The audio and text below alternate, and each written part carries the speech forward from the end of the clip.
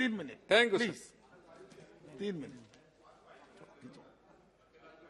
Please cooperate. अपने बोलने का मौका दिया उसके लिए धन्यवाद देना चाहता हूं। बातें बहुत सारी रखी गई है, जैसे कि यूथ एंड वुमेन पावर की बात की गई है, लेकिन जॉब अपॉर्चुनिटीज की जो व्याख्या इस पूरे अभिभाषण में है, उससे मुझे लगता है कि किसी को संतोष नहीं होगा।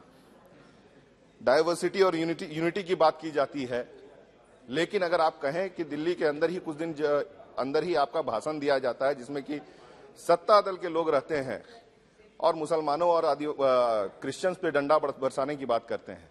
क्रिश्चियन कितने हैं? 3 to 4%। इतने कम परसेंट के लोगों को अगर आप बर्दाश्त नहीं कर सकते देश में, तो कौन सिर्फ शब्दों को ऐड करने से सबका साथ, सबका विकास, सबका प्रयास और सबका विश्वास, सिर्फ शब्द बढ़ाने से जो है ये देश में जो है एकता और अखंडता नहीं हो पाएगी। डिजिटल नेटवर्क की बात की गई है, लेकिन आज भी मैं कह सकता हूं कि डायरेक्ट बेनिफिट ट्रांसफर या फिर आपका जो अनाज का वितरण हो रहा है हमारे क्षेत्र में, गांवों में अभी भी दिक्कत वहां पे कई है। और जो बात कही गई है कि इस सरकार में स्कैम को बर्दाश्त नहीं किया जा रहा है, आज जहां पे अदानी की बात आएगी तो सामने दल के लोगों के मुंह से जो है बहुत ज्यादा बात निकल करके आ जाएगी।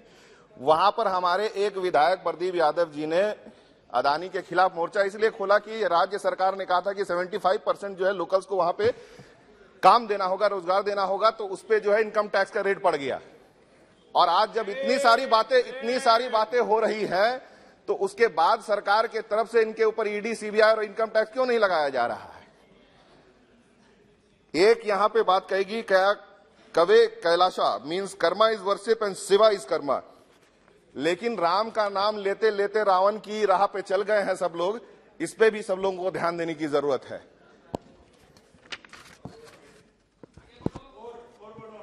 धन्यवाद बढ़ता हूं आपके कहने पे, और भी आगे बढ़ता हूं। जी। और भी आगे बढ़ता हूं कि आपने लिखा कि we thank the people for choosing stable government for the second time. लेकिन जहां जहां भी बीजेपी की सरकार नहीं है वहां पे आप गिराने का काम करते हो। हमारे स्टेट में भी ये प्रयास किया गया, और एक विधायक को जहां खर्च करने के माने खरीदने के लिए आपके पास 10 हो, 20 हो, 50 करोड़ रुपए हैं, लेकिन यहाँ के युवाओं को रोजगार देने के लिए आपके पास कोई तरीका नहीं है। ये भी आपने कहा कि इस सरकार ने, बस समाप्त कीजिए सर, 2 मिनट दिया जाए। जी। बिगेस्ट कैलेमिटी इन 100 years, जिसमें कि कई आपके जो भी हमारे मजदूर जो है एक जगह से दूसरे जगह गए, इतना मुश्किल हुआ, और आप ये बता रहे हैं कि आपने बहुत अच्छे से फाइट किया। इसमें स्टेट गवर्नमेंट की सारी अगर आप कह सकते हैं कि उन्होंने जो मेहनत की उसके वजह से ये कैलेमिटी कहीं ना कहीं फाइट हो पाई है। सर 2 मिनट, मैंने 2 मिनट में समाप्त करूंगा कि उसमें भी आपके पास लेबर डिपार्टमेंट के पास 70 से 80 हजार का रिकॉर्ड है कि भाई प्रवासी मजदूर हैं, लेकिन अभी जो है इलेक्शन कमीशन के तरफ से आरवीएम निकालने के लिए, आरवीएम का प्रस्ताव लाने के लिए आप दिखा रहे हैं कि 30 करोड़ जो है प्रवासी मजदूर हैं। ये आंकड़ा कहां से खड़ा कर रहे हैं? ये आपका गलत जो है नीति को दिखाता है कि आप जो है गलत नीति के साथ यहां पे इलेक्शन को करवाना चाहते हैं। सर, हमारे यहां पे जो है आपका जाके आवास के लिए माननीय हमारे मुख्यमंत्री हेमंत सोरेन जी ने कहा कि भाई आवास हमें 10 लाख लोगों की जरूरत है, लेकिन सेंट्रल गवर्नमेंट की तरफ से दी नहीं जा रही है।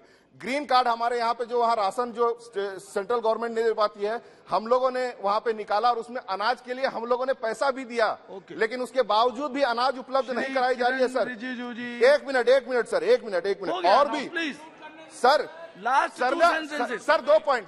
सरना कोड के लिए हम लोगों ने मांग की ट्राइबल की तरफ से, वो अभी तक नहीं दी गई है। और साथ ही साथ जो आपका जाकर के ओबीसी, अच्छा एसटी एससी ओबीसी का आरक्षण के लिए जो आपका हम लोगों ने जो प्रस्ताव भेजा था, गवर्नर हाउसेस का मिसयूज हो रहा है। कर्नाटका में उसी चीज को बीजेपी गवर्नमेंट में पास किया। सभापति जी, सबसे पहले तो मैं